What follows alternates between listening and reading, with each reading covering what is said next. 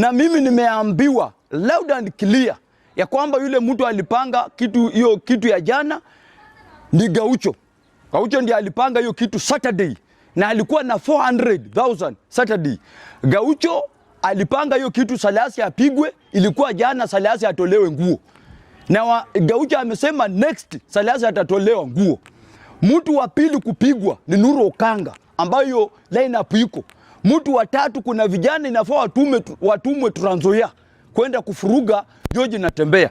Na mimi nataka niambie viongozi, nyinyi kama viongozi, hii kitu ambayo ilifanyika jana, kama wewe ni kiongozi ambaye uko na akili, uwezi ingia kwa Twitter yako utwite hiyo kitu iko sawa. Inaonekana hatuna viongozi, tuko na magunzi.